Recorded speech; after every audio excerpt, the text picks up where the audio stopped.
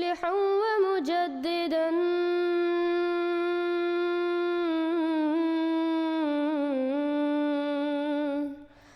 فارنوا بنظر طاهر وجنان. السلام علیکم ورحمۃ اللہ وبرکاتہ۔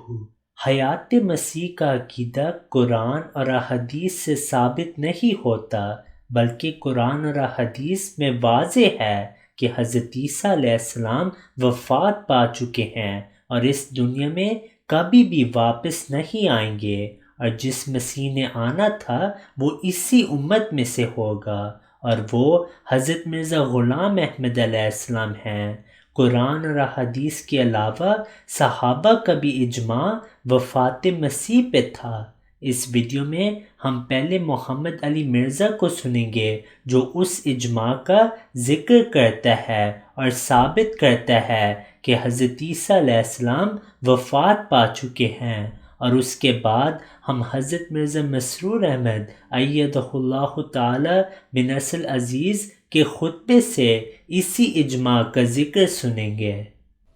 اب اگلی جو آیت ہے 144، یہ بڑی اہم آیت ہے سورہ آل عمران کی۔ اس میں اس واقعے کی طرف اشارہ ہے جو اللہ کے محبوب صلی اللہ علیہ وآلہ وسلم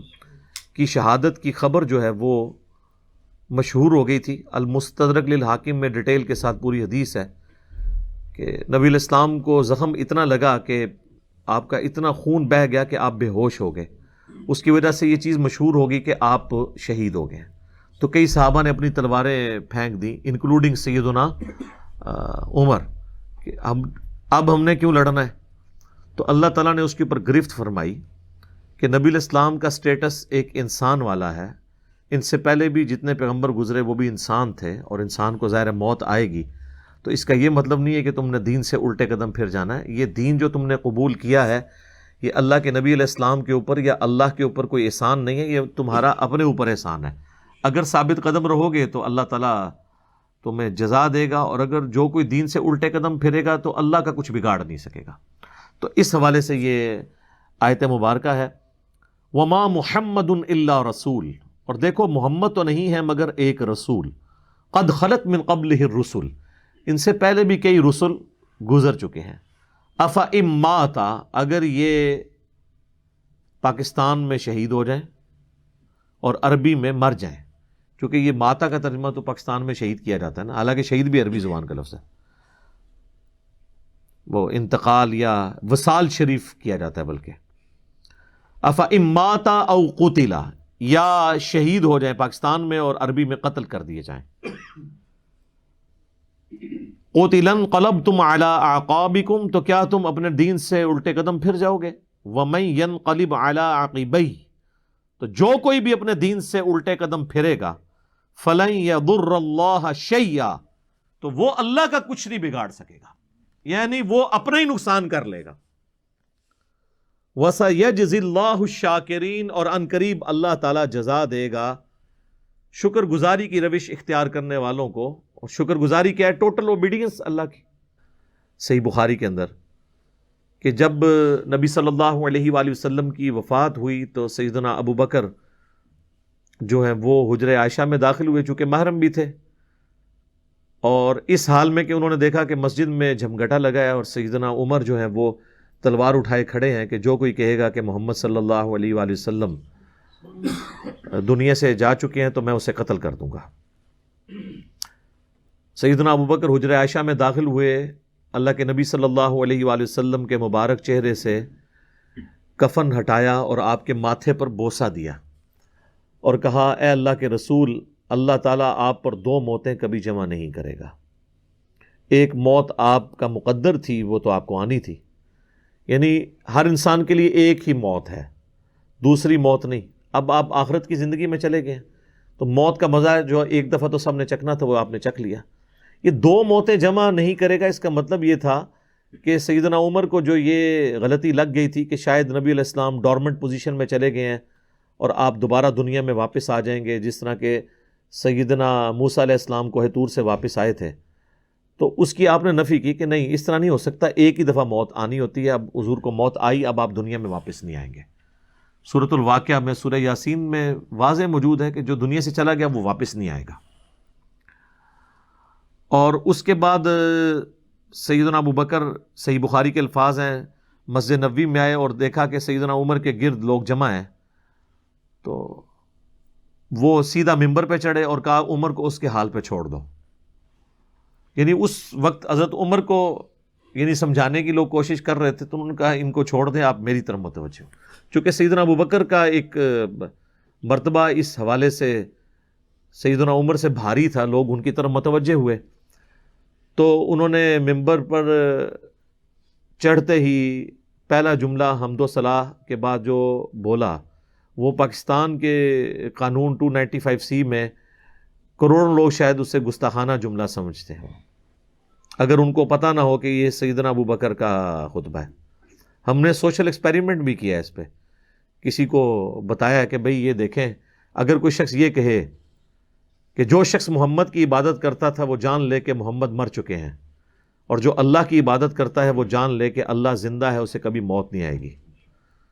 تو آگے سے جواب سننے کو ملا یہ کون گستاخ ہے جس نے یہ بات کی ہے؟ کوئی بھی نہیں، حضور کی تو عبادت کوئی بھی نہیں کرتا ہے، کون جملے بنا دو؟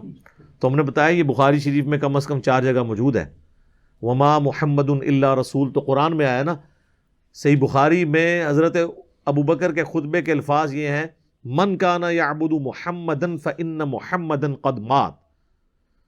جو کوئی بھی تم میں محمد کی عبادت کرتا تھا تو جان لے کہ محمد مر چکے، مات کے الفاظ ہیں۔ ومن یعبد اللہ، اور جو کوئی اللہ کی عبادت کرتا ہے یا کرے گا، مضارع کا صیغہ استعمال ہوا ہے، فإن اللہ حی لا یموت، تو بے شک اللہ تعالیٰ زندہ ہے، اسے کبھی موت نہیں آئے گی۔ تو یہ خطبہ آپ نے پڑھا، اور پھر اس کی دلیل میں سیدنا ابو بکر نے قرآن کی یہی آیت تلاوت کی، سورہ آل عمران آیت نمبر 144، اور امام بخاری نے کتاب التفسیر چیپٹر جو قرآن کی تفسیر کا لکھا ہے صحیح بخاری کے اندر، اس آیت کو انہوں نے ہیڈنگ بنا کے یہ حضرت ابو بکر کا خطبہ نقل کیا، وما محمد الا رسول قد خلت من قبلہ الرسل افإن مات او قتل انقلبتم علی اعقابکم، محمد تو نہیں مگر ایک رسول، اگر یہ مر جائیں یا قتل کر دیے جائیں تو کیا تم دین سے الٹے قدم پھر جاؤ گے؟ اور جو کوئی دین سے الٹے قدم پھرے گا تو اللہ کا کوئی نقصان نہیں کرے گا، اور اللہ تعالیٰ ثابت قدم رہنے والوں کو جزا دے گا۔ پھر اپنے اور اپنی جماعت کے کامل ایمان اور آن حضرت صلی اللہ علیہ وسلم کی سچی اطاعت کا اعلان کرتے ہوئے حضرت اقدس مسیح علیہ السلام فرماتے ہیں، میں سچ کہتا ہوں اور خدا تعالیٰ کی قسم کھا کر کہتا ہوں کہ میں اور میری جماعت مسلمان ہے، اور وہ آن حضرت صلی اللہ علیہ وسلم اور قرآن کریم پر اسی طرح ایمان لاتی ہے جس طرح پر ایک سچے مسلمان کو لانا چاہیے۔ میں ایک ذرہ بھی اسلام سے باہر قدم رکھنا ہلاکت کا موجب یقین کرتا ہوں، اور میرا یہی مذہب ہے کہ جس قدر فیوض اور برکات کوئی شخص حاصل کر سکتا ہے اور جس قدر تقریب اللہ پا سکتا ہے، تقرب اللہ پا سکتا ہے، وہ صرف اور صرف آن حضرت صلی اللہ علیہ وسلم کی سچی اطاعت اور کامل محبت سے پا سکتا ہے، ورنہ نہیں۔ آپ صلی اللہ علیہ وسلم کے سوا اب کوئی راہ نیکی کی نہیں۔ ہاں یہ بھی سچ ہے کہ میں ہرگز یقین نہیں کرتا کہ مسیح علیہ السلام اسی جسم کے ساتھ زندہ آسمان پر گئے ہوں اور اب تک زندہ قائم ہوں، اس لیے کہ اس مسئلے کو مان کر آن حضرت صلی اللہ علیہ وسلم کی سخت توہین اور بے حرمتی ہوتی ہے۔ میں ایک لہجہ کے لیے اس حجب کو گوارا نہیں کر سکتا۔ سب کو معلوم ہے کہ آن حضرت صلی اللہ علیہ وسلم نے 63 سال کی عمر میں وفات پائی، اور مدینہ طیبہ میں آپ کا روضہ موجود ہے۔ ہر سال وہاں ہزاروں لاکھوں حاجی بھی جاتے ہیں۔ اب اگر مسیح کی نسبت موت کا یقین کرنا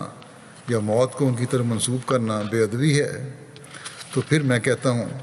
کہ آن حضرت صلی اللہ علیہ وسلم کی نسبت یہ گستاخی اور بے ادبی کیوں یقین کر لی جاتی ہے؟ آپ کے بارے میں کیوں کہا جاتا ہے کہ آپ فوت ہوئے اور مدفون ہیں؟ فرمایا کہ مگر تم بڑی خوشی سے کہہ دیتے ہو کہ آپ نے وفات پائی۔ مولود خاں بڑی خوش الحانی سے واقعات وفات کو ذکر کرتے ہیں، اور کفار کے مقابلے میں بھی تم بڑی کشادہ پیشانی سے تسلیم کر لیتے ہو کہ آپ نے وفات پائی۔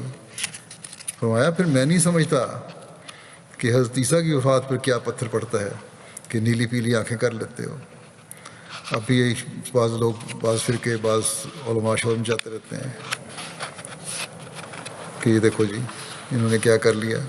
عیسیٰ علیہ السلام کے کچھ تو انکاری ہو گئے کہ آنا ہی نہیں، اور کچھ کہتے ہیں آئے گا لیکن یہ نہیں، ابھی تو زندہ موجود ہے۔ بہرحال فرماتے ہیں کہ ہمیں بھی رنج نہ ہوتا کہ اگر تم حضرت صلی اللہ علیہ وسلم کی نسبت بھی وفات کا لفظ سن کر ایسے آنسو بہاتے، مگر افسوس تو یہ ہے کہ خاتم النبیین اور سرور دو عالم کی نسبت تو تم بڑی خوشی سے موت تسلیم کر لو، اور اس شخص کی نسبت جو اپنے آپ کو حضرت صلی اللہ علیہ وسلم کی جوتی کا تسمہ کھولنے کے بھی قابل نہیں بتاتا، زندہ یقین کرتے ہو، اور اس کی نسبت موت کا لفظ منہ سے نکالا اور تمہیں غضب آ جاتا ہے۔ اگر حضرت صلی اللہ علیہ وسلم اب تک زندہ رہتے تو حرج نہ تھا، اس لیے کہ آپ وہ عظیم الشان ہدایت لے کر آئے تھے جس کی نظیر دنیا میں پائی نہیں جاتی،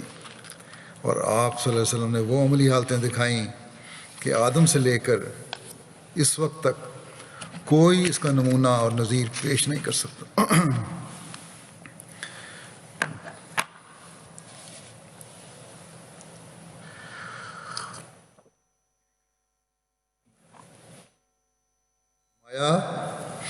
میں تم کو سچ سچ کہتا ہوں کہ حضرت صلی اللہ علیہ وسلم کے وجود کی جس قدر ضرورت دنیا اور مسلمانوں کو تھی، اس قدر ضرورت مسیح کے وجود کی نہیں تھی۔ پھر آپ کا باوجود وہ مبارک وجود ہے کہ جب آپ نے وفات پائی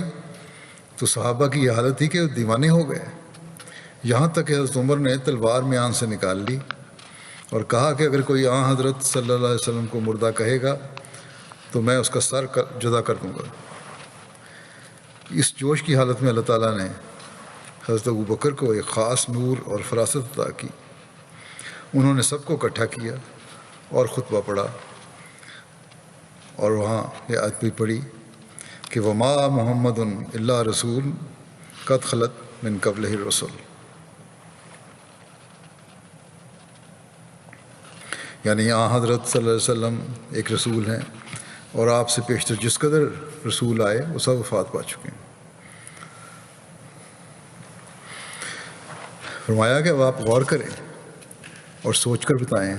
کہ حضرت ابوبکر صدیق نے حضرت صلی اللہ علیہ وسلم کی وفات پر یہ آیت کیوں پڑھی تھی، اور اس سے آپ کا کیا مقصد اور منشا تھا، اور پھر ایسی حالت میں کہ کل صحابہ موجود تھے۔ میں یقیناً کہتا ہوں اور آپ انکار نہیں کر سکتے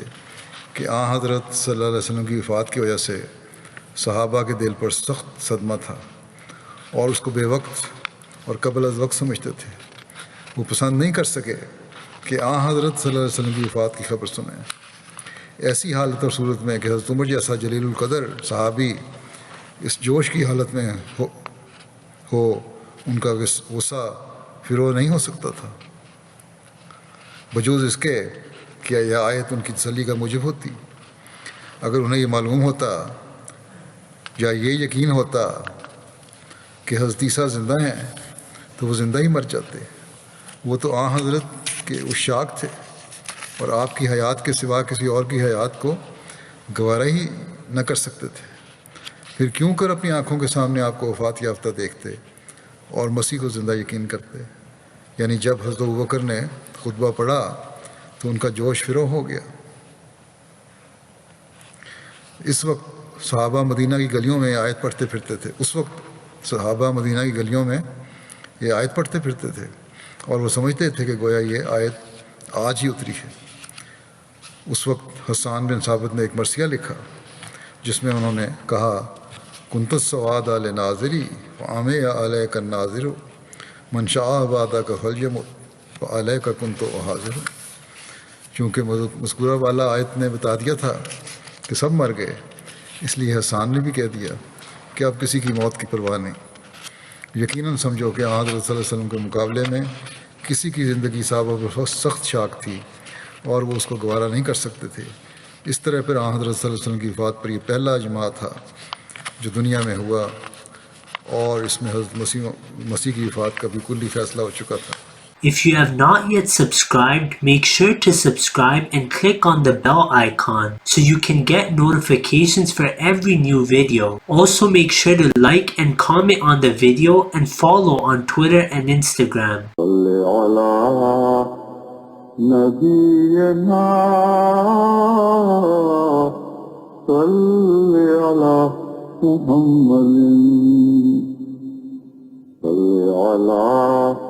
سفينا صل على محمد